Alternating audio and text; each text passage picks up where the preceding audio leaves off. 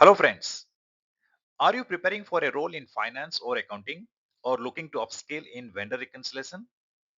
Vendor reconciliation is a critical process that ensures accurate financial reporting and maintains healthy relationship with suppliers. In this video, I will be covering 30 common vendor reconciliation interview questions and providing detailed answers to help you stand out from the competition. Whether you are a fresher or an experienced professional, this video will provide you with the insights and confidence you need to act your next interview. If you are new to the channel or have not subscribed to the channel, request you to subscribe to this channel. So let's get started. Question number one, what is vendor reconciliation? So vendor reconciliation is the process of matching a company's accounts payable ledger to the vendor statement of accounts to ensure both records agree. That means you are recording in your ERP, you are collecting the statement from your vendor and you're matching line by line item to see that there is no difference between what your vendor is reporting in their ERP versus what you have accounted in your ERP. Question number two, why is vendor reconciliation important? It ensures accuracy in payments, prevents duplication or missed payments, and maintains good supplier relationship, right? So it's not happened that you have made a payment for a particular invoice and the vendor has adjusted that payment in another invoice. Then they'll be showing as receivable for a different line item. You'll be showing as payable for a different line item, right? So to have accuracy in both books, your vendor's book as well as your books, you have to reconcile and see that all entries are taken care on time. Sometime it may happen that for a particular payment you have deducted TDS, tax deducted at source, but your vendor has not recorded that. So what will happen? They'll be still showing as receivable from you, whereas you are showing no payment for that particular invoice. So while reconciliation, you can give a feedback to a vendor to post entry for TDS so that your balance and the vendor balances as per their statement matches. Question number three, describe the vendor reconciliation process. So gather internal records and vendor statements, match invoices and payments, identify discrepancies, resolve differences, then finalize with supporting documentation. Right? So whatever differences you find, do a investigation why it has happened. There could be cases that invoice has not yet received by you and it is not accounted, or the GRN has been prepared but the invoice is not submitted to the finance team. So all this you have to reconcile with proper documentation. The adjustment entries has to be posted, or you have to ensure that the invoices are collected from the businesses on faster mode and it is recorded on time. Next question, question number four, how often should vendor reconciliation be performed? So ideally monthly, but frequency may vary based on transaction volume and business needs. So if the vendor is one of your critical vendor, then monthly is preferred so that you don't carry the differences and reconcile after a quarter or after a year. It's quite long period. However, few companies, what they do, they categorize the vendors into A, B, C category. Highly critical vendors will be under A, then medium risk, and then lower risk to C, right? So in that case, many companies make a plan that in A category they cover all the vendors monthly, B category quarterly, and C category in once in a year. So it depends on the business size, it depends on the complexities and risk what they have with the vendors. Question number five. What documents are required for vendor reconciliation? So invoices, payment records, credit notes, debit notes, purchase orders, vendor statements. So these are the documents which will help you to reconcile if there is any discrepancies. Question number six, how do you handle discrepancies found during vendor reconciliation? So investigate the root cause, data entry error, missing invoice, duplicate payment, and communicate with the vendor as needed to resolve. It's not that always there will be an error from your side. There could be an accounting error from the vendor point of view, right? So in that case, if the vendor statement doesn't show a correct accounting treatment, then you need to contact with the vendor and ensure that all the corrections are made on time by the vendor so that your books reconcile with their books. Next question, question number seven. What would you do if a vendor claims non-payment but your record shows otherwise? So request supporting documents from the vendor, check remittance advice, and if necessary, provide payment proof like bank statement screenshots or payment references and all that, so the vendor can reconcile that. Question number 8. How do you reconcile advances paid to vendors? So track advances separately and match them against future invoices. Adjust balances as invoices are cleared. So sometimes what happens that the company doesn't clear the advance with the invoices, and chances that instead of adjusting the advances, they make a duplicate payment, right? Because if you're not clearing the advance, then what happens, the invoice is shown as due for payment and then the company will release the payment. So you have to ensure that this advance what is paid is adjusted with the right invoice so that you don't make it payment again. Question number 9. What role do credit notes play in vendor reconciliation? So credit notes reduce the payable amount to the vendor and must be offset against open invoices during reconciliation. So if you're not adjusting it, then it has not used, right? It is not taken care. That means it's equal to like you are given advance to the supplier and you are not adjusting with the invoice. So advance to supplier works similar to like credit notes. Question number 10. How do you check for duplicate payments? By matching payment dates, vendor codes, and invoice numbers using automated software helps spot duplicates. So there are ERPs like SAP and all that. If you enter same document number or you can say invoice number, then it will give you a warning saying that there is a duplication in processing the invoice. But as if the ERP is not able to find, then obviously it will be difficult to find. But when you're doing the reconciliation with your vendor statement, definitely you can identify that you have processed more than one invoice. Question number 11. Explain how to handle missing invoice in reconciliation. So contact the vendor to obtain missing invoices or supporting documents and update records accordingly. But if there are specific spokes in your company who are responsible to collect the invoice, you can contact them as well and ask them that if they have received any invoice. If not, then you have to contact with the vendor. Question number 12. How do you adjust for goods received but not invoiced? Right? That means you have received the goods, but you have not received the invoice from the vendor. So account for GRN in accrued liability account until the invoice arrives and then adjust the payable accordingly. So when you're doing the GRN, obviously it is like a clearing account. It is part of your liability. And when you get the invoice, the GRN will be debited and vendor will be credited. Question number 13. What steps do you take if a vendor statement is not received? So proactively request the statement or use internal records to approach the vendor for missing information. So obviously, as part of the finance team, you have to create a good relation with the vendors.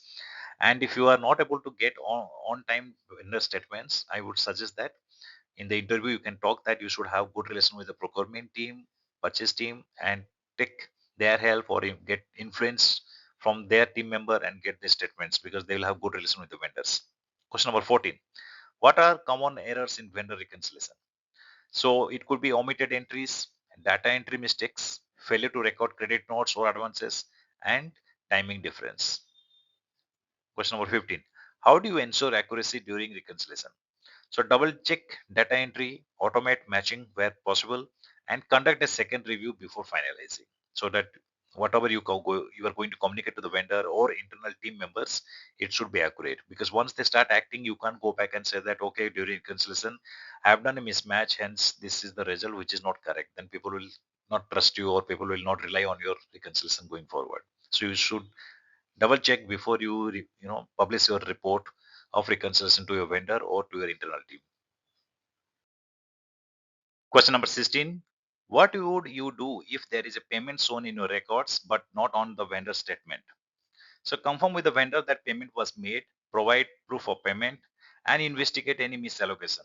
Chances that when you go through the vendor statement, you can find that either the payment what you have made is not adjusted with invoice or it is adjusted with the wrong invoice. Question number 17. How do you document the reconciliation process? So maintain clear records of match items, identify discrepancies, communication with the vendor, and final reconciliation summaries. Question number 18. What impact do unresolved vendor reconciliation issues have on financial reporting? So they may result in misstated liabilities, inaccurate expense reconciliation or recognition, and audit issues. So your auditor definitely will be sending a vendor confirmation at the month end or maybe at the quarter end whenever they conduct the audit. And if there is a discrepancies they note based on the vendor confirmation received, they will ask you to reconcile. So it is always good that you reconcile and keep the documents ready. So whenever any confirmation is received by the auditor, it will be easier for you to explain to them. Question number 19. The vendor statement shows an opening balance of rupees 7,000, invoices received rupees 3,000, and your payments till date is rupees 8,500. Your AP ledger shows rupees 1,700 as the balance. How do you reconcile? So what we need to do now here? So vendor ending balance equal to 7,000 opening plus 3,000 invoice what you have received minus 8,500 what you have paid equal to 1,500. Your AP ledger shows 1,700. The rupees 200 difference could be from an invoice not yet recorded or a payment not reflected. So review both documents to find and resolve the discrepancies. Question number 20. Your AP records show three invoices, rupees 400, rupees 600 and rupees 1000. The vendor statement shows those plus a rupees 1200 invoice you didn't receive. How do you proceed? So add rupees 400 plus 600 plus 1000, that is rupees 2000 as per your record. Vendor statement shows rupees 3200. The missing 1200 invoice should be requested from the vendor and recorded after verification. Then AP should be updated. Question number 21. A payment of rupees 2000 is showing in your records but not on vendor statement. What does this mean? So check the payment date and confirm if the vendor received and applied it. If it was issued late in the period, it would be timing difference. Share remittance details with the vendor for tracing and updated once confirmed. Question number 22. Your ledger shows an advance of rupees 1000 paid to a vendor, but no invoices are recorded yet. Vendor statement is empty. How do you match? So you have a prepayment, maintain it as an advance until the vendor raises invoice. Once invoice is issued, the advance should be applied and reconciled. In this case, if the vendor doesn't show anything in the statement, that means the vendor has issued the invoice and you have not recorded. So follow up with the respective team, get the invoice, account it and clear it. Question number 23. What if the vendor statement shows two credit notes, rupees 150 and rupees 50, not present in your books? So verify the credit notes with supporting documentation, then record both rupees 200 total in your AP ledger to align balances. Question number 24. The vendor statement lists a debit note of rupees 300 not found in your books. Confirmed supporting documentation is not yet received. So what you will do in this case? So pending documentation, keep the amount in a separate suspense account, regularly follow up with the vendor and record the entry upon receipt of the document. Number 25. A batch payment of rupees 5,000 covers several vendor invoices, rupees 2,000, rupees 1,500, rupees 1,200 and 400. One invoice rupees 200 is not included in vendor allocation. So contact vendor to clarify allocation, provide payment advices or remittance details and ensure the payment is fully applied to all underlying invoices. Question number 26. At month end, you have an advance to the vendor of rupees 600. Vendor invoice of rupees 500 arrives later and is allocated to the advance. What's the correct journal entry? So on allocation, debit vendor payable rupees 500 and credit advance to vendor rupees 500. The remaining 100 stays as an advance and can be applied to next invoice. Question number 27. Your ledger shows an invoice of rupees 2000 and payment of rupees 2000, but vendor claims to have received only rupees 1500. So request vendor's bank statement, double check your remittance details and payment reference, check for returned failed bank transactions, resolve and if needed, reinitiate payment for missing 500. So you need to do a little deep dive to find out why they have not received. Question number 28. Can you describe a situation where you discovered an error during a reconciliation process? How did you handle it? So this could be a little bit off the technical side, but yes, they may test you to see that how you have managed difficult situation. So you can say in my previous role, I discovered a significant discrepancies during a quarterly reconciliation. I conducted a thorough review of transaction records, collaborated with the accounts payable team to trace the issue and implemented a new verification process. This resulted in a 30% reduction in reconciliation errors over 3 months, improving financial accuracy and efficiency. So you give your best storyline when you are answering this question. Next question, question number 29. GST paid to the vendor, but vendor has not filed the GST return. How do you handle this situation? So if the vendor has not filed the GST return, then the company can't take the GST credit.